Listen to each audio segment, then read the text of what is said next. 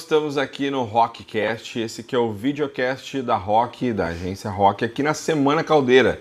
Nós estamos aqui entrevistando os palestrantes, personalidades que estão aqui com a gente no Caldeira. Esse que é um evento muito importante para a cidade, né? Importante para todo o nosso mercado, o ecossistema.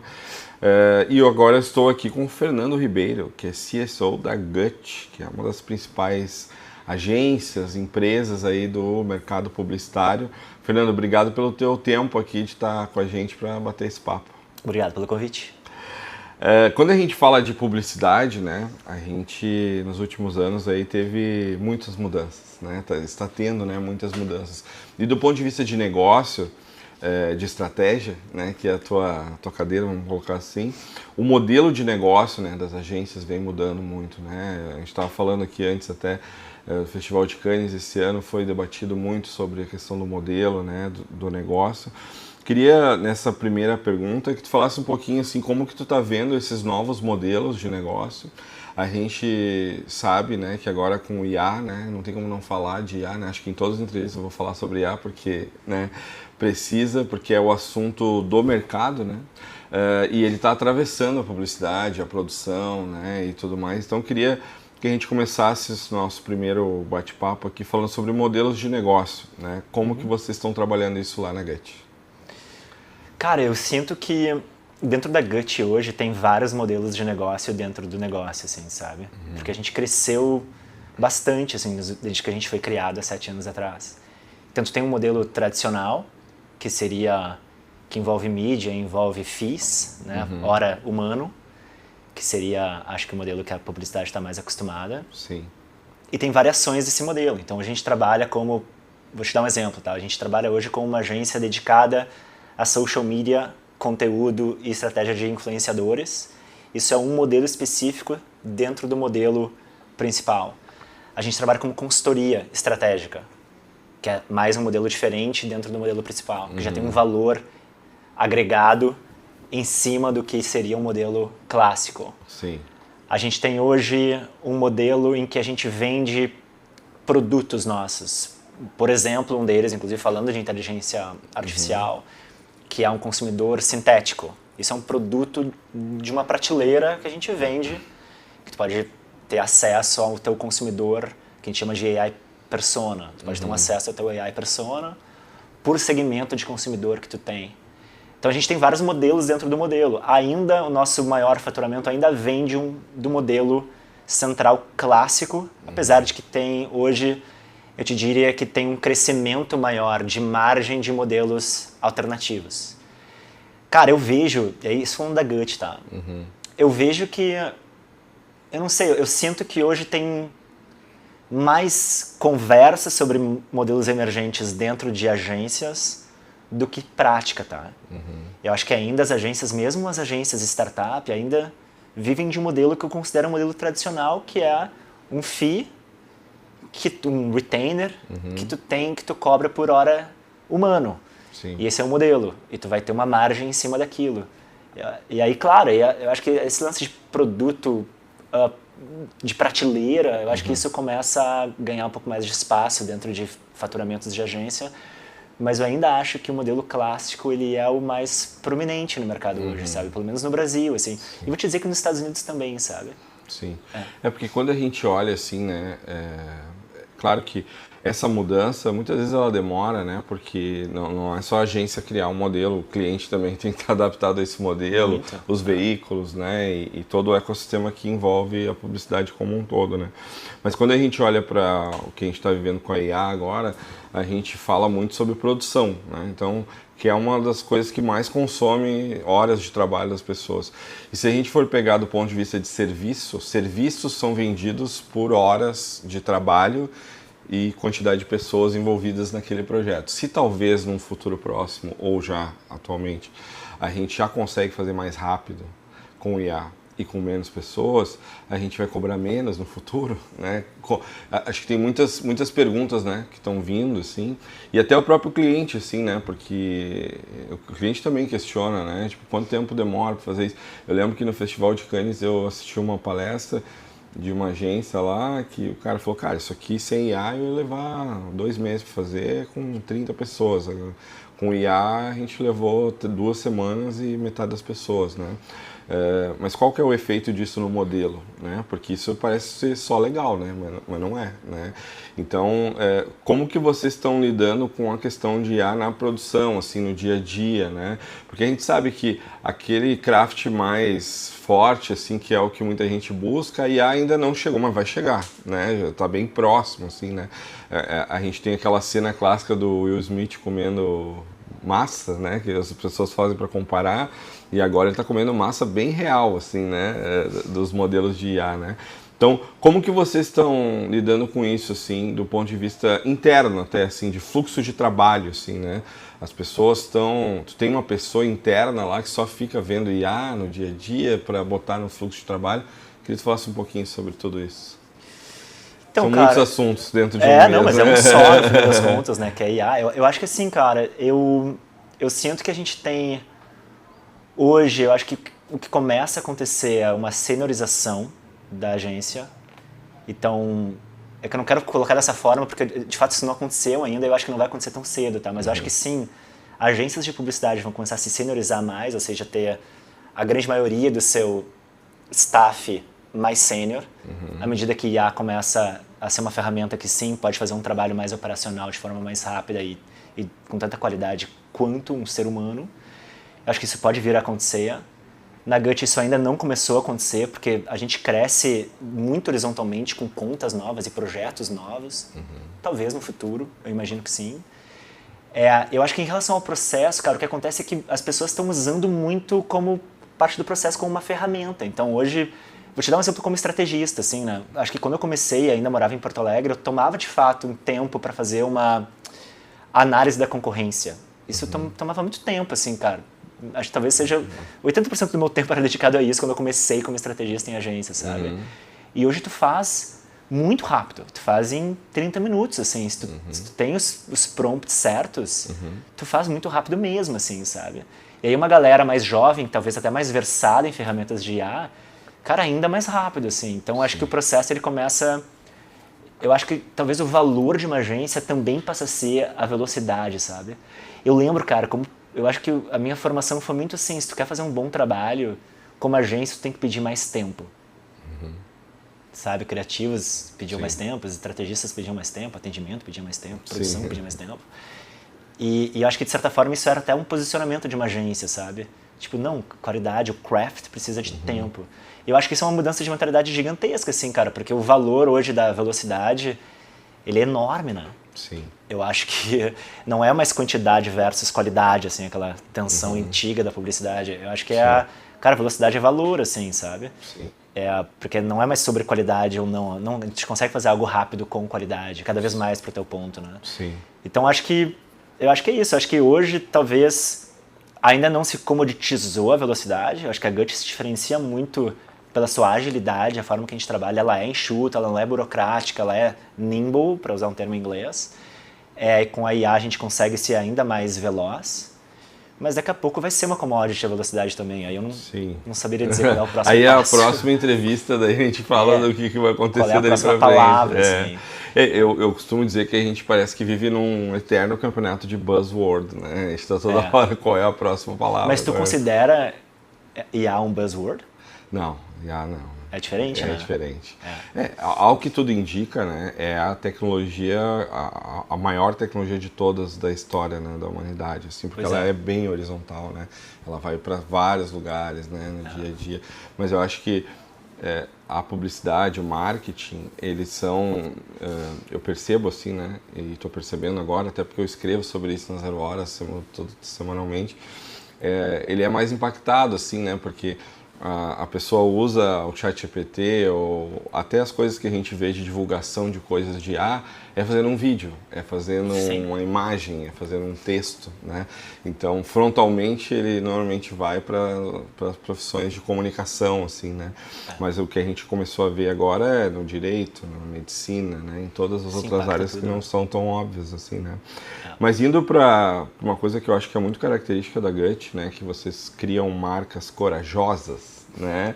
E hoje é muito difícil ser corajoso, né? A gente estava até falando, o Francisco Bosco estava falando em uma das outras falas dele ali, né, que hoje se posicionar não se posicionar é um posicionamento também, né, mas do ponto de vista de marca acaba sendo perigoso, né, e tu como um estrategista acho que tu tem muitas conversas dessas com as marcas, né, porque eu lembro de um projeto que eu não participei ativamente, mas para ilustrar o que eu quero dizer, aquele projeto quando o Mac mudou o nome para Mac, né? O cara que assinou ali, na última instância, pode fazer, ele teve que ter muita coragem, né? Porque um monte de gente trouxe argumentos, dados, informações que ia dar tudo certo, mas no fim das contas precisa de alguém com muita coragem, com a caneta para dizer, vamos fazer que vai dar certo, né? E olha que aquilo ainda foi feito com tempo, né? Pois é.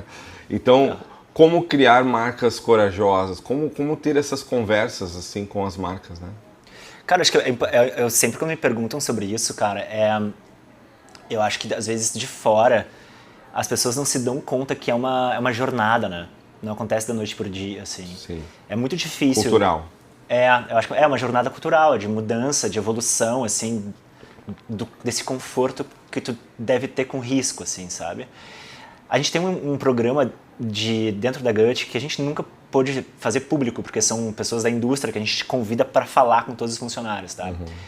Da indústria não necessariamente, tá? Eu até vou usar um exemplo de um cara que não tem nada a ver com a indústria publicitária, mas ele veio dentro de um tema de coragem, que é o Alex Honnold, que é o Free Climber, o cara que fez Free Solo, né? O protagonista de Free Solo.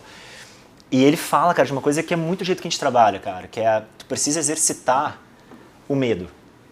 Exercita o medo. Ele não foi do nada, né, tipo, dia escalou tipo, a maior parede do mundo sem corda, tu entendeu? Sei. Não, cara, o cara ele pulou uma pedrinha quando ele era pequeno. E ele caiu. Ele, de repente eu posso pular de outra forma. Ele pulou a mesma pedrinha de outra forma. Aí foi uma pedra maior e, de repente, ele fez free solo, sabe?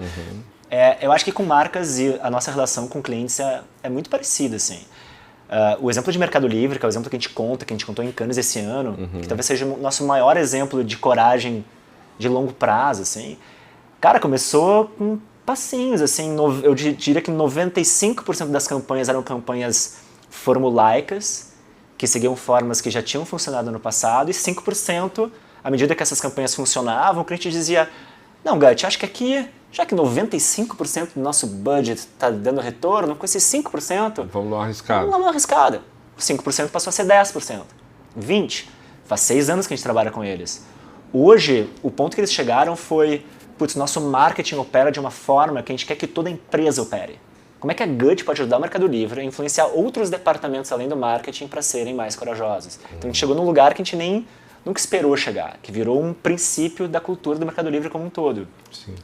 Tomou 6 anos para chegar aí, sabe? Mas eles viram essa coragem como um ativo de construção de marca ou de performance, ou as duas coisas? Cara, as duas coisas, sabia?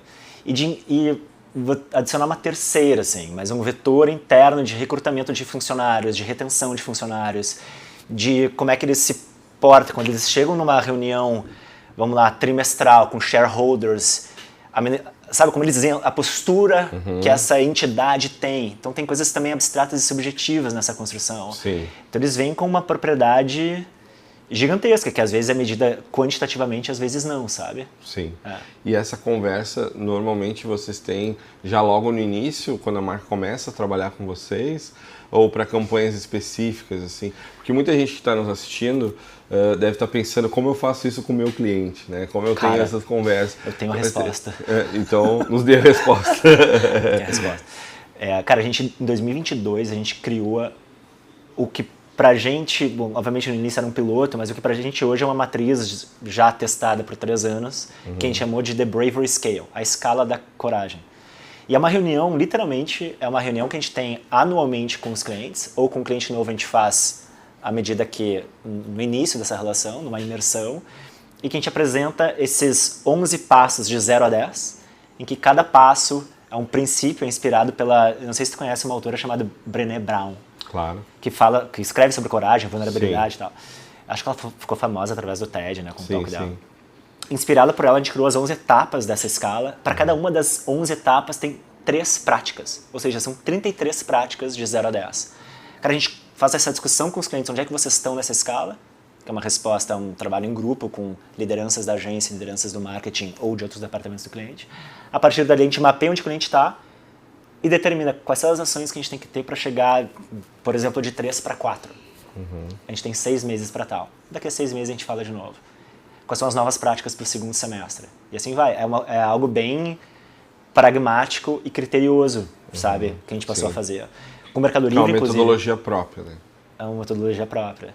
Inclusive, dentro desses 33 passos, a gente percebeu que tinha um dos 33, que se não me engano é o estágio 3 da escala, que era, só para dar um exemplo, assim, né, para tornar o mais tangível possível para quem está ouvindo, Sim.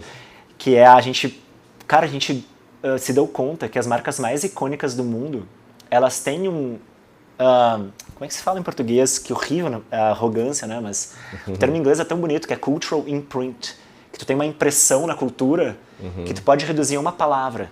Então, quando tu pensa na marca, essa palavra te vem à cabeça. Disney, mágica. Kit Kat, break, né? Quebra. Quando tu pensa em Patagônia, natureza. E pode estar certo, pode estar errado, mas vem uma palavra à tua cabeça. A gente se deu conta disso e transformou isso em algo intencional. E se a gente conseguisse ajudar marcas a chegar nessa palavra? Um exercício de posicionamento estratégico, assim. Isso não substitui um posicionamento estratégico, mas ajuda a trazer precisão a um posicionamento estratégico. Isso é uma das 33 práticas dentro das 33. Quando tu sabe esse norte em uma palavra, cara, para a organização inteira, para a empresa inteira conseguir se engajar com isso, ao invés de apenas um brand book que tem 150 páginas, ou um statement de posicionamento que às vezes é complexo e tem várias frases com palavras pomposas. Cara, não é uma palavra. A gente é sobre progresso. Claro, a gente precisa de várias outras definições para que as pessoas entendam. Mas tu sabe, essa palavra, algum sentido tu já vai ter como empresa, sabe? Como um funcionário de uma empresa.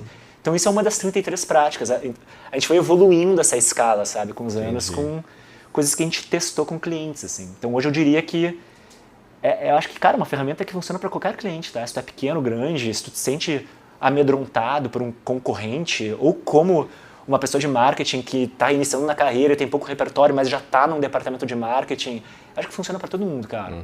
Legal. Só vai mudar onde tu tá nessa escala. E é aberto isso? Vocês têm isso aberto? É aberto. Tanto essa ferramenta que eu falei, que a gente chamou de Brand One Word, que é a palavra, a marca em uma palavra, quanto o Bravery Scale, são ferramentas públicas. Inclusive, em Cannes, a gente compartilhou a ferramenta usando o Mercado Livre como estudo de caso. Legal. A gente viu nos últimos anos, né? Foi longa essa resposta, na real, né? Foi longa essa resposta. Mas foi boa? Parece que eu tô vendendo a Gut. Não, e já deu as ferramentas. Deixa eu plugar a Gut aqui. Vendendo a gente tá sempre, né? Pois é. Mas quando a gente olha para o mercado, assim, a gente viu nos últimos anos, principalmente, novos atores, né? Agências de performance, por exemplo, né? Que vieram com uma promessa de agora vou te entregar o detalhe do número de quem foi impactado, como se isso fosse tudo para uma marca, né? E aí a gente viu várias startups, principalmente empresas de tecnologia, Mercado Livre, Amazon, outras assim, né? Que são fortes no varejo, né? Na venda assim, de marketplaces, né? No caso do Mercado Livre, e que perceberam, não só essas, mas outras tantas, que só a performance não ia adiantar, que eles precisavam de mais, né? E a gente começou a ver uma onda de marcas que a gente fala que foram fazer terapia, né? Que é quem sou eu, o que eu faço, porque eu faço. E a volta, não sei se é a volta, né? Porque depende muito do ponto de vista que a gente está olhando, mas muita gente está falando da volta da supervalorização do branding, né? E da conexão das pessoas com a marca, as tensões sociais e como é importante para a marca estar atenta a isso também. E tem muitas dessas empresas que por muito tempo negaram isso, porque achavam que era só growth, né? Performance, ROI e tal. E eu imagino que vocês, no dia a dia, também lidam com marcas que tem muito dessas duas conversas, assim, né? A conversa, onde começa a conversa de performance, onde fica a conversa da marca, porque muitas vezes eu acredito que em alguns projetos está a Gut e outras agências, né? Vocês fazem performance também? Não mais. Não mais. Então, mais ainda a minha pergunta, né? Onde entra a Gut, né? E qual é a visão de performance desse trabalho, né? Porque eu já vi muitas conversas de marcas que quando o cara entendeu que, opa, tem que construir marca e quanto melhor eu fizer isso, o meu dinheiro de mídia vai ser melhor aproveitado, os meus canais de aquisição, né, e tudo mais. Então, como tu vê essa pauta assim, né, da supervalorização do branding para que a performance também possa ser melhor, né? Primeiro, eu concordo com a premissa. Tem muita evidência hoje, né, no Brasil e no mundo inteiro de que, cara, a construção de marca tem um impacto multiplicador da performance, né? Então, são evidentes, enfim. Então, acho que nem precisa se estender muito nisso. Eu acho que a forma como a gente encara, cara, é quase que assim, uma crença de que se o teu trabalho upper funnel, ele, do ponto de vista de storytelling, ou de mensagem, ou de mundo visual, se tu não consegue trazer ele para performance, ele não funciona como um trabalho, tu entendeu? Tu tem que pensar heuristicamente nesse ecossistema de comunicação, sabe? Eu acho que é isso, assim. Eu acho que o que a gente começou a ver, de repente, quando performance passou a ser o buzzword do momento, alguns anos atrás, foi essa desintegração, né? A marca estava aqui, quando tu interagia com um banner, cara, que marca é essa? Sabe? Como assim, sei lá, marca X está aqui me falando de uma promoção, se eu estou olhando para a comunicação dela upper funnel e é mais conceitual, e é, de repente, uma história mais profunda e tal, acho que havia uma desintegração, assim. Acho que as agências aprenderam com isso, assim, sabe? Várias, como a Gut, decidiram não trabalhar com performance, mas também entenderam que se tu não consegue influenciar esse trabalho ou conectar as pontas, o teu trabalho ele não é válido, né? Ele não funciona para o cliente que tem um ecossistema complexo, né? Que sim, a tua marca ela tem que ter uma consistência, uma coerência em tudo que tu faz. Acho que o aprendizado nosso é esse. Cara, a gente aprendeu isso na marra, tá? Porque eu não vou até nem mencionar o cliente, mas a gente perdeu um cliente por esse problema de incoerência. Entendi. A gente perdeu um cliente, a gente se deu conta, cara, a gente está tratando as coisas de forma completamente diferente, com times diferentes, com mensagens diferentes, a gente... Como assim, sabe? Sim. É básico, né? A gente tem que Claro. pensar a marca como, sabe, o eixo central. Sim. Então, a gente aprendeu na marra. É que muitas agências de marca, né, de branding, enfim, agências de comunicação de uma forma geral, a gente viu nos últimos anos, começaram a fazer performance porque, vou perder o cliente, né? Eu tenho que fazer, né? Vamos montar um setor rapidinho aqui, né? Enfim, pra gente fechar, que eu sei que tua agenda é concorrida também, essa conversa de estratégia, né? Vamos voltar para o teu cargo aí. Ela é a palavra estratégia, ela é uma palavra curiosa, né? Porque a gente usa ela num contexto intelectualizado muitas vezes, né? Vamos fazer uma reunião estratégica, vamos falar com pessoas estratégicas, né? Super importante, sempre. Tu acredita que hoje o trabalho que vocês fazem, ele é um trabalho de estratégia da empresa inteira? Assim, porque isso é uma coisa que eu vi muito em Cannes, assim, né? Cada vez mais as agências mostrando que são os parceiros do negócio, não só da publicidade, do marketing, né? Mas assim, ajudam a criar produtos, ajudam a criar serviços, ajudam a pensar na marca daqui a alguns anos, nessa construção, né? Queria que tu ampliasse um pouco o estratégia, né, da Gut junto com as marcas para a gente fechar os papos. Cara, vamos tirar os termos empresa e marca da conversa. Né? Eu acho que o que a gente faz estrategicamente é dar para uma entidade, uma organização, uma ideia organizacional. E essa ideia, ela pode inspirar e dar direção para vários times e departamentos que fazem coisas diferentes dentro dessa organização. Como agência, às vezes a gente vai conseguir chegar num nível do fundador ou dos shareholders, nesse nível em que sim, se tem uma influência top-down com a nossa ideia. Às vezes não, às vezes a gente está ali fazendo a publicidade, tentando subir um pouco nessa escada dessa organização. Mas eu acho que sim, cara, é muito difícil hoje, apesar de a gente usar muito isso, né, estratégia de marca ou estratégia de comunicação, é muito difícil colocar a estratégia hoje dentro de uma dessas caixas, assim, sabe? Porque, de fato, hoje a gente está dando para os nossos clientes uma ideia que é muito poderosa. Vou te dar um exemplo muito louco, tá, que aconteceu um mês atrás, mais ou menos. O fundador do Mercado Livre está saindo da operação. Que se chama Marcos Galperin, ele postou no Twitter, Sim, por isso que eu tô falando, imagina, uma uhum. empresa pública, postou, né, no Twitter, no X, que tá saindo com a carta dele. Uhum. A única coisa que ele tem no body, no tweet em si, que não é a imagem da carta, é The best is coming. The best is coming, cara, lo mejor está chegando, é o tagline que a gente criou pro Mercado Livre. Há 7 anos atrás. E o cara usou na O despedida. fundador usou na despedida dele, passando o bastão pro próximo CEO. É isso que a gente tá dando pro Mercado Livre, cara. Aí Sim. depois vem publicidade, performance, como é que a gente cria uma ferramenta de IA que tem a ver com o Mercado Livre, que não é comoditizado, que não vai transformar o processo de Mercado Livre de uma Aí vem o forma resto, genérica. Aí vem o depois resto.